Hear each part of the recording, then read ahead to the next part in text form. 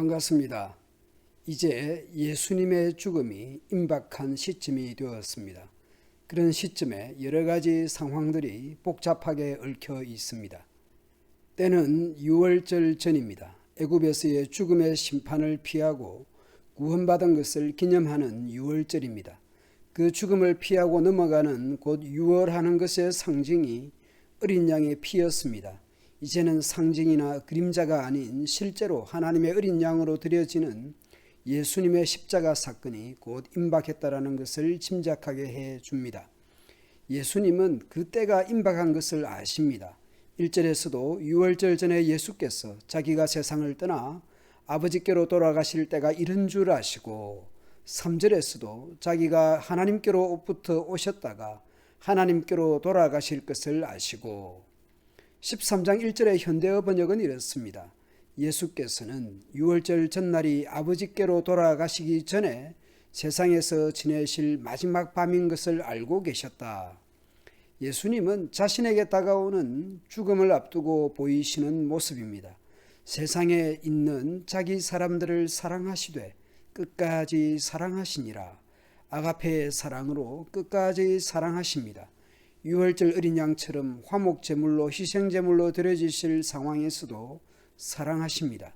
만약 우리가 큰 질병으로 사형 선고를 받는 곧 3개월 내지 혹은 6개월 넘기기 힘들다는 의학적 판단을 받으면 어떤 마음일까요?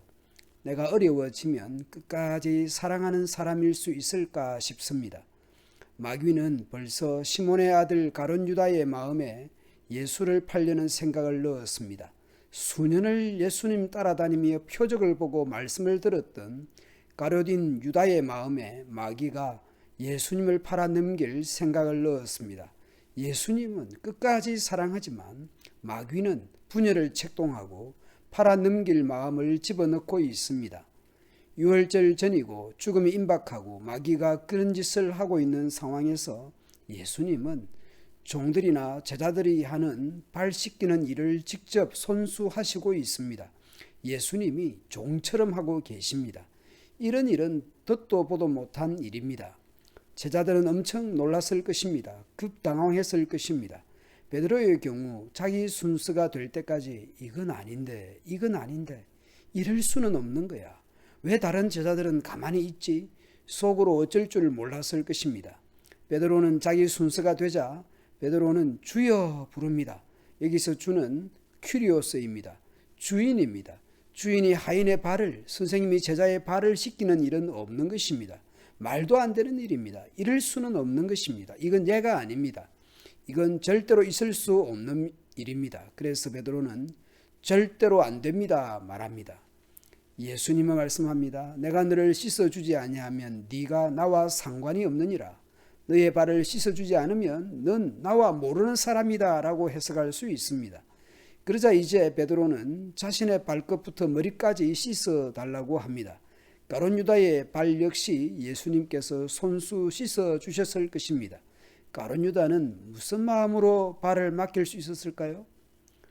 예수님은 발부터 머리까지 씻어달라는 베드로에게 말씀합니다. 이미 목욕한 자는 발밖에 씻을 필요가 없느니라. 온몸이 깨끗하니라. 너희가 깨끗하나 다는 아니니라. 예수님과 관계하여 깨끗함을 입은 것이죠. 그런데 다는 아니라는 말씀을 가룟 유다도 들었을 것입니다. 가룟 유다에게 있어서 예수님께서 씻겨주시고 다는 아니라는 말씀을 들으면서 지금이라도 돌이킬 기회가 없지 않았을 것입니다. 빛이 있을 동안 어둠이 깨닫고 돌이키면 얼마나 좋겠습니까? 완고하기가 고집스럽기가 출애굽의 바로 같고 이사야 시대의 불신앙의 사람들 같습니다. 오늘 나는 어떤 사람입니까? 양심을 따라서 빛의 자녀로 살아가고 있습니까? 말씀의 찔림을 받고 있습니까? 빛이 비춰지는 것을 느끼고 그 빛으로 어둠을 몰아내면 좋겠습니다. 예수님은 제자들의 발을 씻으신 후에 옷을 입으시고 다시 앉아 그들에게 말씀합니다. 내가 너희에게 행한 것을 너희가 아느냐? 주인이 하인의 발을, 선생님이 제자의 발을 씻긴 이유, 의도를 아느냐일 것입니다. 너희가 나를 선생이라 또는 주라 하니 너희 말이 옳도다. 내가 그러하다. 일반에서는, 세상에서는 하인이 주인의 발을 씻기고 제자가 선생의 발을 씻깁니다. 일반적으로 선생은 제자의 발을 씻기지 않습니다. 주인은 하인의 발을 씻겨주지 않습니다. 그게 맞다라는 것입니다. 그런데 예수님의 세계에서는 주인이 하인의 발을 씻기고 선생이 제자의 발을 씻어주는 것이 옳다는 것입니다. 참된 신앙의 원리가 무엇인지 알려주십니다. 예수님의 제자도에서는 무엇이 옳으며 정의인지 알게 해주십니다. 내가 너희에게 행한 것이 너희도 행하게 하려 하여 본을 보였노라. 우리로 하여금 행동하게 하려고 본을 보였다고 말씀합니다. 또한 말씀합니다. 종이 주인보다 크지 못하고 보냄을 받은 자가 보낸 자보다 크지 못하다. 당연한 말씀입니다. 그러나 예수님의 제자도는 복 있는 것은 누가 크고 높은지를 따지는 것이 아니라 서로 섬기는 것입니다. 다른 복음서를 보면 갈릴리에서 예루살렘으로 오는 노정에 얼마나 자주 제자들이 서로 누가 더 큰지 누가 더 센지 이번 예루살렘에 올라가면 한 자리 차지할 것에 온통 관심이 가 있었습니다. 예수님은 행동을 통해 예수님을 믿고 따르는 제자의 삶이 어떠해야 하는지 실제적인 행동으로 본을 보이신 것입니다. 오늘 예수님은 제자들을 끝까지 사랑하는 모습입니다. 그 사랑은 행동으로 분명해집니다. 요한복음 저자는 예수님의 행동 하나하나를 구체적으로 기록하고 있습니다. 자리에서 일어나 겉옷을 벗고 수건으로 허리에 두르시고 따야에 물을 떠서 제자들의 발을 씻으시고 행동 하나하나에 강조를 두고 있습니다. 예수님은 사랑을 끝까지 실천합니다.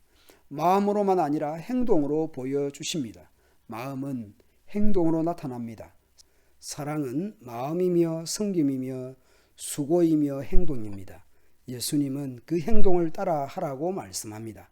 세상 원리는 그렇지 않지만 내가 주와 또는 선생이 되어 너희 발을 씻었으니 내가 너희에게 행한 것 같이 너희도 행하게 하려 하여 본을 보였노라. 그리고 그렇게 하면 복이 있다고 말씀합니다. 예수님을 믿는다라는 것은 세상 원리와 다를 수 있습니다. 예수님의 제자는 예수님의 행동과 행위와 마음을 따라합니다. 예수님을 믿는다라는 것은 예수님을 본받는 것입니다. 오늘도 내 삶의 자리가 예수님의 말씀처럼 예수님께서 말씀하신 것처럼 되면 좋겠습니다. 예수님의 마음과 행동처럼 그렇게 따라하고 닮아가면 좋겠습니다. 감사합니다.